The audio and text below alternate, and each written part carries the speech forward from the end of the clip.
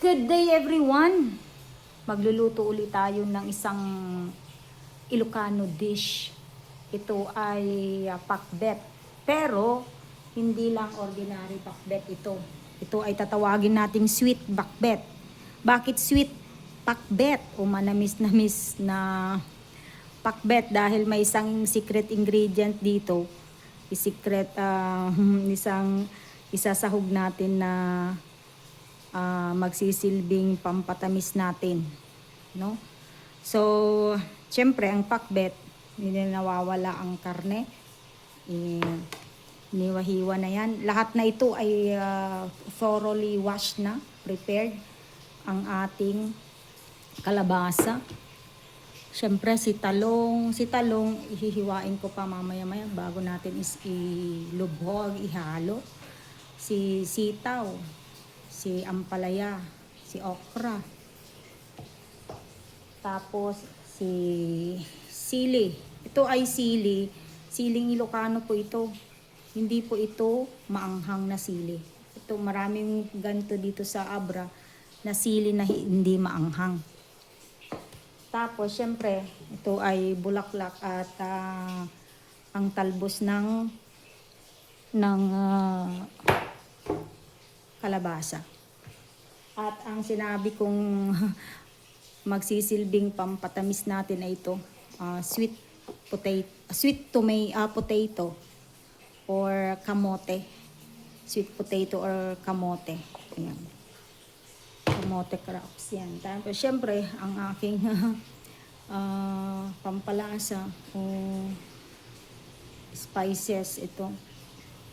Si kamatis, si ginger, si garlic, tsaka si onion. Siyempre, pag Ilocano kasi, hindi nawawala ang fish sauce o bagoong isda. At ang pampakumami natin, pampagana, ang konting betchin lang. At ayan guys, umpisahan na natin. Isalang na natin ang kawali. At umpisahan na natin, itutsa natin itong si karne. Ayan, mainit na ang kawali. Siyempre, unahin muna natin yung taba. Itong taba, palalabasin natin sa loob ng karne para ito ay magsisilbing mantika. Para hindi na tayo mag-additional na mantika. Palalabasin lang natin ito. Takpan para hindi matalsikan ang camera.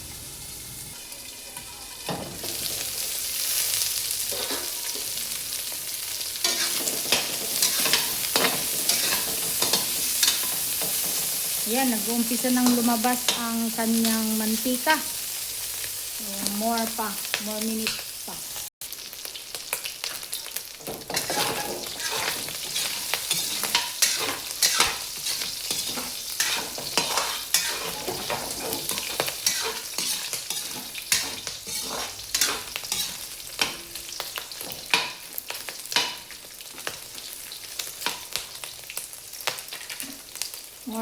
More. Yan, okay na guys. Ilagay na natin yung laman.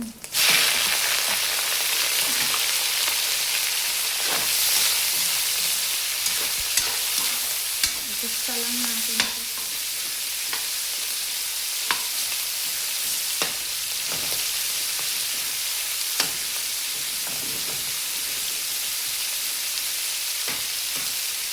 High flame natin.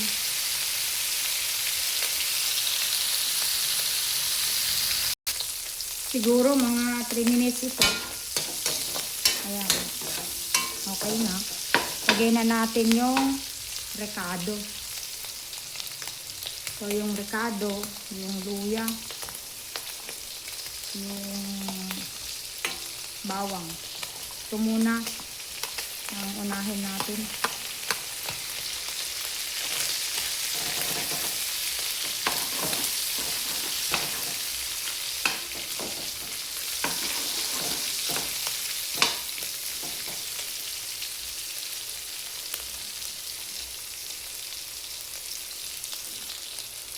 Pag amoy bawang na, maamoy naman eh. Yung hindi naman sunog, isunod na natin si sibuyas, onion.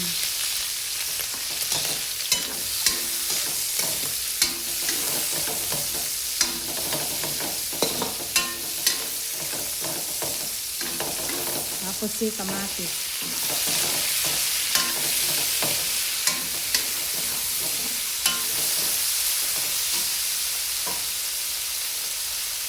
And then si fish sauce o bagoong isda.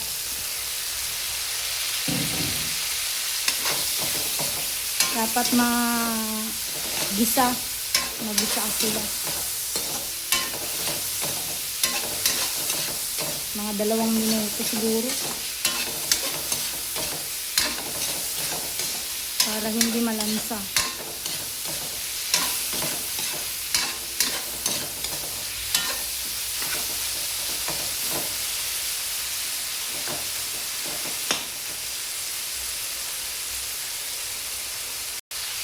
Mabango na ang bagoong. Kung ayaw niyo po ng bagoong isda, patis pwede. Patis. Lalo na natin si kalabasa. Unahin natin yung mga matitigas. Tapos si kamote.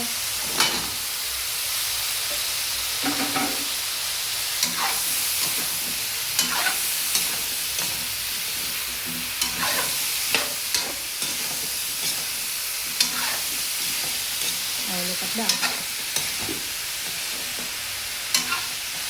Lagyan na natin ng approximately 1.5 cup ng tubig. Hot water ang nilagay ko. Maganda ang pakbet, konti lang ang tubig. Pwede naman tayo magdagdag mamaya. Tapos takpan natin para madaling maluto. High flame. Yan. After 5 minutes, check po natin. Ayan na.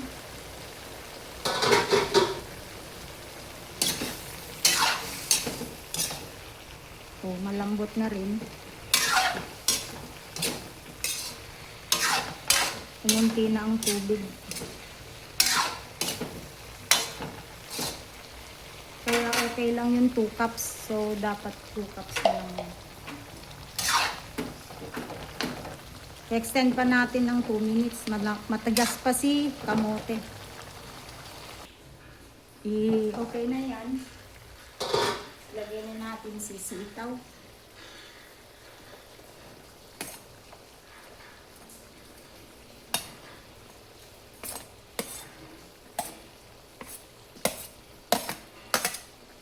Tapos hinap ko lang ito. Talong. Kasi yung payap yan. Mura lang kasi yun. Tapos, yan. Okra at ampalaya. Okra at ampalaya.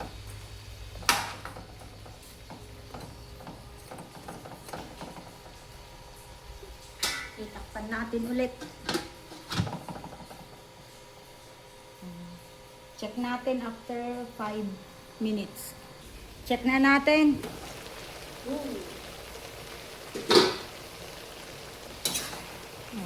Pakbet. Sarap na ang pakbet natin.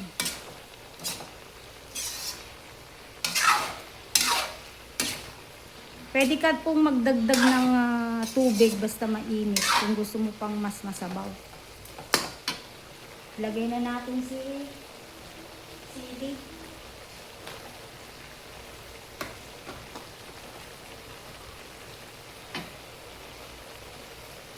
Timplahan na natin yung lechon. Konti lang yan, hindi yan buo. 1/4 lang. Maliit na sa shape.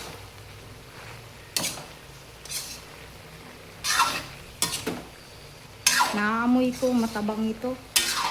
Naglagded tayo ng asin. Feeling ko matabang, magdagdag tayo ng asin. Hindi pa naman to overcook. Saka dagdagan natin konti ng tubig. Ibig sabihin, ang pagluluto ng pakbet, pwede naman mag-adjust. ang timpla. Basta situit lang, hindi overcook ang mga ingredients, ang mga vegetables. Kasi kaya maganda ang pagkakasunod-sunod dito according sa texture ng vegetables. Kung matigas, syempre, uunahin mo siyang iluto. Syempre, i-check na natin yung lasa. Nag-adjust ako dito ng tubig tsaka asin.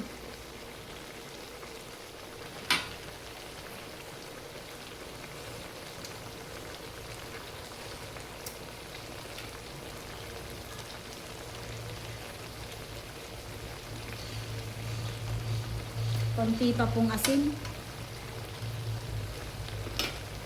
Ayan. Pwede na natin ihalo ang bulaklak at dahon ng kalabasa. Takpan lang natin. Yun. Pagka raan ng 1 to 2 minutes, pwede na yan. Check natin. Yan. Ang bulaklak at talbos ng kalabasa, hindi dapat i-overcook yan. Kasi sayang. Yan, okay nang pakbet to, guys. Ooh. O, diba? Okay na yan. I-off na natin ang apoy. Isa na namang Ilocano dish, sweet pakbet. Pagkatapos natin magpakbet, ito naman ang luto natin. Ang adobong Ilocano. Puting adobo o white adobo. Ito po yung noong bata ako, dahil mahirap lang ang buhay. Mahirap bumili ng toyo. Kaya asin ang ginagamit ng mga ninuno namin. Asin din ang pang-preserve. Actually, ang puting adobo ay mas matagal ang buhay kaysa doon sa may adobo na may toyo.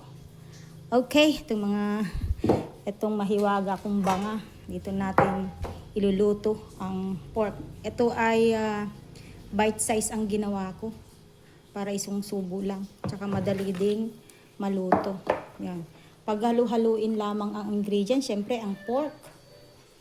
Syempre, mas masarap kung may mga rekado natin, bawang, sibuyas, dahon ng laurel,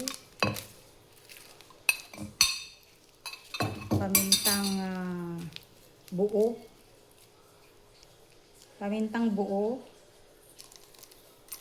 at pamintang durog.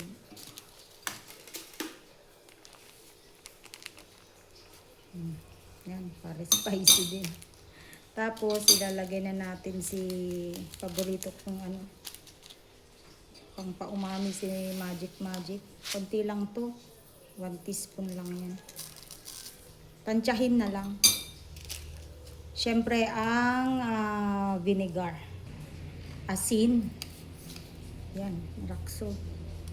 Isang teaspoon. Isang tablespoon ng asin. Tapos isang cup ng vinegar. Saka 1.5 cups ng hot water. Ayan. Isalang lang natin hanggang lumambot. Salang natin, guys, hanggang lumambot. Yan. Ganyan lang po ang magluto sa amin ng adobong puti. Okay.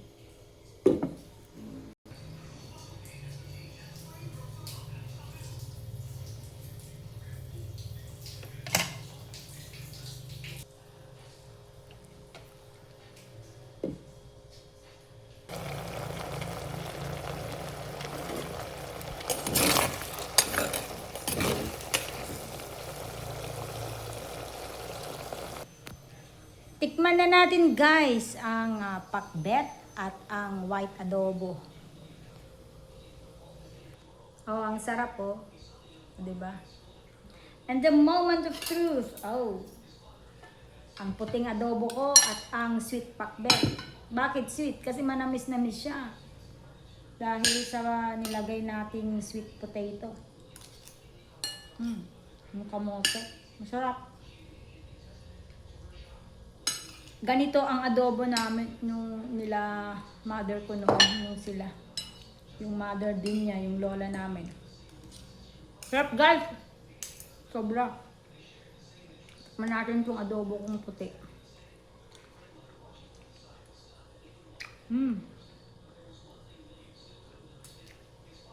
Malambot. Kaya ang ginawa ko kanina guys, yung malakas na yung apoy, hininaan ko na low fire na siya. Hanggang lumambot na. Kung hindi kayo marunong magtansya, edi pwede naman magdagdag, mag-adjust ng lasa. Okay guys, so na naman ang ating lunch. Puting adobo, sweet pakbet. Thank you! This is Miss Jamie Baliena channel. Kung hindi pa kayo nakapag-subscribe, please consider subscribing. Makain ako. Puno pa. Thank you! Goodbye!